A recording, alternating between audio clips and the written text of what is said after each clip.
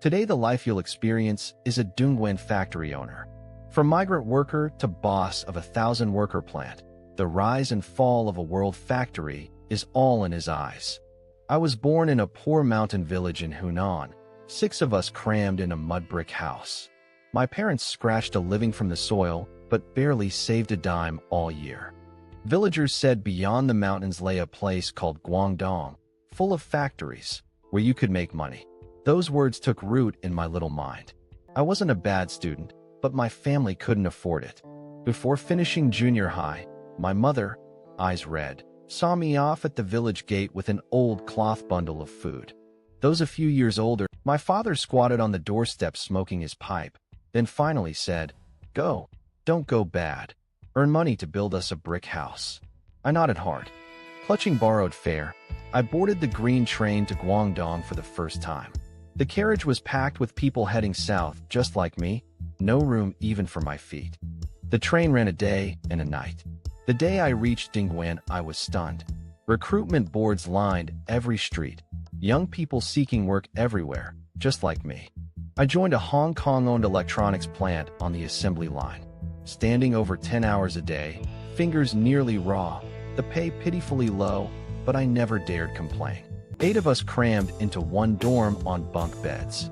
At night, when others slept, I read technical manuals by flashlight, trying to grasp how these machines really worked. Sweet-tongued and diligent, I volunteered to help the masters fix machines. In 3 years, I rose from line worker to floor foreman, learning the whole line's tricks. Those years rode the reform and opening wave. Orders from Hong Kong and Taiwan poured in like a tide. Processing trade factories sprang up one after another in Dongguan. I itched inside. Working for others earned only hard labor pay, but those factory bosses, with one order, earned what I made in a whole year. I took out the sweat and blood savings of those years, scraped together a loan from fellow villagers, and decided to stop working for others and rent a small factory of my own. The factory was a rented old warehouse, the machines secondhand, the workers just 7 or 8 fellow villagers. On opening day, I stood at the door, palms drenched in sweat. The first year was hard. No name, no connections. I carried samples on crowded buses, knocking on trading company doors one by one, begging for a chance to eat. My first real order was making toy parts for a Hong Kong boss. I kept watch in the workshop all night, inspecting every piece, terrified of the slightest flaw. Goods delivered fast and clean. The boss was pleased and gave me 2 more orders. Word spread bit by bit, and orders slowly grew. I poured every earned cent back into the factory, adding machines and hiring workers. The little shop of 7 or 8 grew into a workshop of over 100 in 2 years. Back then, Dongguan was full of chances. As long as you'd grind and endure, even the smallest factory could land orders. The whole city ran like a machine that never stopped. I learned to read foreigners' blueprints and bargain with clients. That country boy who once dared not speak up slowly began to look like a real boss. I built the village's first 3-story house. My father, leaning on his cane, circled it again and again, saying nothing, but tears welled at the corners of his eyes. The factory grew bigger. I took over the building next door and added new lines. The line of people waiting at the gate never broke from morning till night. I married the factory accountant and had a son. The family moved into a new city apartment. I thought such good days would go on forever. In the new century's early years, orders were endless. I borrowed more to buy land and built my own large factory, ready to go all out, and nothing could stop me. The day the new factory opened, firecrackers crackled for a full half hour.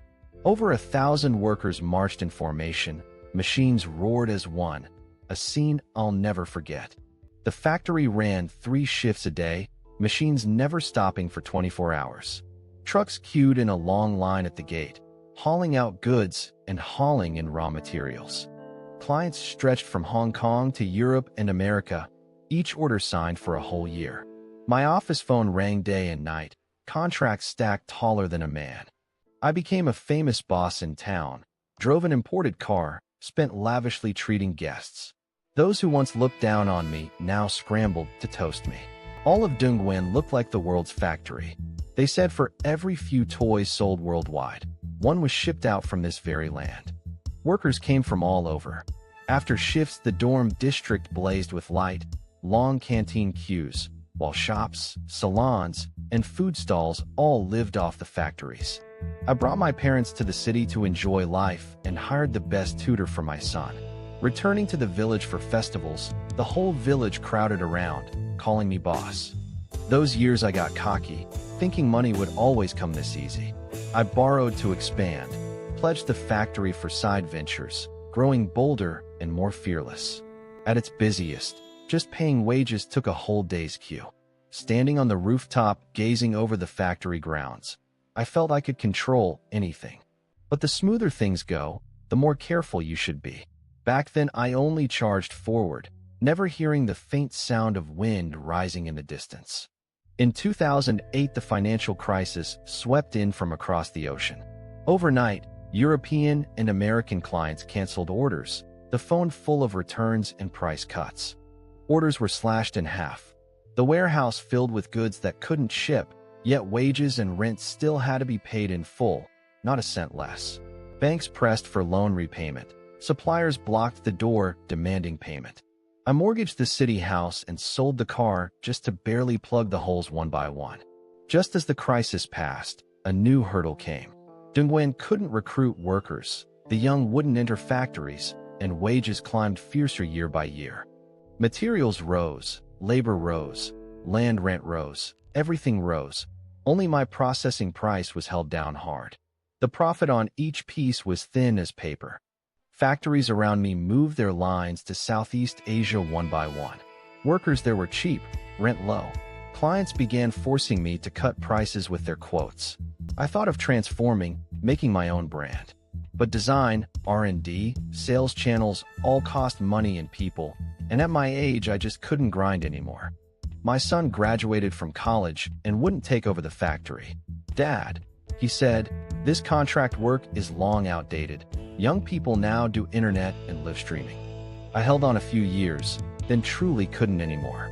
I dismissed the last batch of workers, shook their hands, unable to say a word, my heart heavy and choked. The machines were hauled away one by one, the workshop emptied. I walked alone through the powerless factory, my footsteps echoing in the empty hall. I partitioned the empty factory into small units and rented them out, some for online shops, some for storage. The rent was little, but enough for a quiet life with my wife. The road where people once queued to enter the factory is now cold and deserted. The faded recruitment board on the wall still holds a shadow of those booming days. Old buddies gather now and then, talking of past glory, all shaking their heads and sighing. This city gave us everything, and took away most of our lives too. But I have no regrets. From a mountain boy, barehanded, I earned a livelihood on this land, so I didn't come to this world for nothing. At dusk, I often sit on the rooftop, gazing blankly over this half-empty factory district. The rise and fall of a world factory is carved into my whole life. If it were you, would you stop at the peak, or bet everything and push forward? Tell me in the comments. Share this with someone who built from nothing.